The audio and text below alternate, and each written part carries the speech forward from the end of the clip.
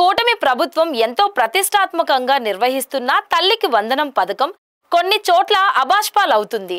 అర్హత ఉన్న తల్లులకు సైతం ఈ పథకం వర్తించకపోవడం పట్ల సర్వత్రా విమర్శలు వెల్లువెత్తుతున్నాయి.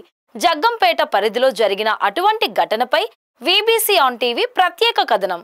నీకు 7 మీటర్లు ఉన్నట్టు వస్తుందా? ఓకే ఓకే సరే, నేను మాట్లాడతానమ్మా. నువ్వు కూడా ఒకసారి సంబంధించిన ఆఫీస్కి ఒకసారి ఎలక్ట్రికల్ ఆఫీస్కి వెళ్ళావా? సరే సరే, ఒకసారి నేను కూడా మాట్లాడతాను. జగ్గంపేట నియోజకవర్గంలో అర్హత కలిగిన పలువురికి తల్లికి వందనం పథకం వర్తించలేదు. ప్రభుత్వ అధికారులు అనేక కుంటి సాకులు చెప్పి ఈ పథకానికి కొందరు లబ్ధిదారులను దూరం చేశారు.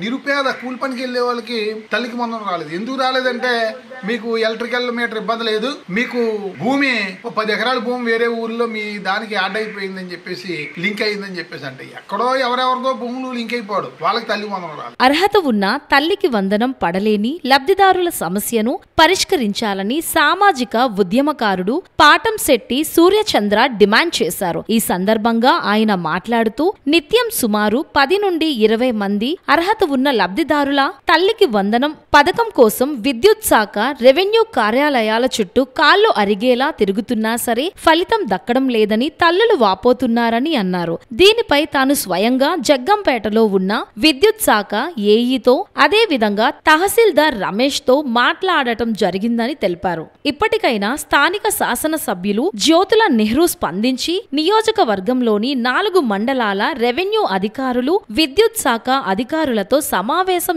ఏర్పాటు చేసి అర్హత ఉన్న తల్లులకు తల్లికి వందనం పథకం వర్తించే విధంగా చర్యలు తీసుకోవాలని ఆయన కోరారు. తల్లులకు న్యాయం జరిగే వరకు తాను అండగా ఉంటానని హామీ ఇచ్చారు. ఈ సందర్భంగా మేము ప్రభుత్వాన్ని ప్రశ్నిస్తా ఉన్నాం. ఎన్నికల్లో మీరు పెట్టిన మేనిఫెస్టోలో గానీ కూటమి ప్రభుత్వం ఎన్నికల్లో మీరు చేసిన వాగ్దానాలప్పుడు మీటర్లు ఉంటే రావు, మీకు కారు ఉంటే రాదు, ఈ ఆధార్ కార్డు లింక్ అవుతే రావు అని చెప్పేసి మీరు ఏం చెప్పలేదు. ప్రతి కుటుంబానికి 15,000 రూపాయలు ఇస్తానని హామీ ఇచ్చారు ఆ రోజు. ఈ రోజు అక్క చెల్లెమ్మలు నెల రోజుల నుంచి ఆఫీసుల చుట్టూ కాళ్ళు అరిగేలా తిరుగుతున్నా సరే పట్టించుకున్న నాదులు లేడు. మొన్న చాలా మంది మహిళలు అందరూ కూడా మా ఇంటికి వచ్చి తమ్ముడు ఇది పరిస్థితి, అన్నయ్య ఇది పరిస్థితి అని చెప్పంటే సంబంధించి ఆఫీసుల దగ్గరికి వెళ్ళడం జరిగింది. వాళ్ళు చేస్తున్నామని చెప్పి అన్నారు తప్పించి ఎవరో చేసిన తప్పుకి ఈ అక్క చెల్లెమ్మలు ఎందుకు బాధ్యత తీసుకుని కాళ్ళు అరిగేలాగా ఆఫీసుల చుట్టూ కూలి పనులు మానుకుని భర్తల బలి మీద తీసుకెళ్ళడం, అక్కడ అన్ని ఎంత బాధ అండి. అది ఎందుకు అలాగా జరుగుతా ఉంది? నిర్లక్ష్యం వల్ల తల్లికి వందనంలో చాలా మంది ప్రతి గ్రామంలోనే 15 నుంచి 20 మంది పైన ఉన్నారు. పెద్ద గ్రామాలు అయితే 40-50 మంది ఉన్నారు. ఇది ప్రభుత్వాన్ని మేము చాలా స్పష్టంగా ప్రశ్నిస్తా ఉన్నాం. తప్పనిసరిగా రాని ప్రతి ఒక్కరికి కూడా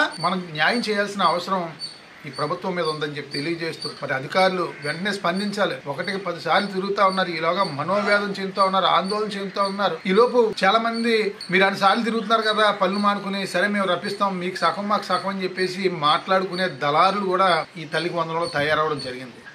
ప్రభుత్వం దీని మీద స్పందించాలి. ఎందుకంటే నారా లోకేష్ గారు విద్యాశాఖ మంత్రి వర్యులు దీని మీద చాలా స్పష్టమైన ఆదేశాలు ఇచ్చి ఎవ్వరూ కూడా ఆఫీసులకు తిరగకుండా ప్రతి పంచాయతీలోని ఎలక్ట్రికల్ సమస్య అయితే లైన్మెన్ ఉంటారు, సంబంధించిన ఏఈ గారితో అక్కడ సమస్య పరిష్కారం, రెవెన్యూ అయితే అక్కడ విఆర్ఓలు ఉంటారు, సంబంధించిన అధికారులంతా కూడా పంచాయతీ సచివాలయంలోనే ఉంటున్నారు. కాబట్టి సచివాలయంలోనే సమస్య పరిష్కారం అయ్యేలా చేయాలి తప్పించి వీళ్ళని ఎంఆర్ఓ ఆఫీస్కి ఎలక్ట్రికల్ ఆఫీసులకి తిప్పడం భావ్యం కాదని చెప్పి తెలియజేస్తూ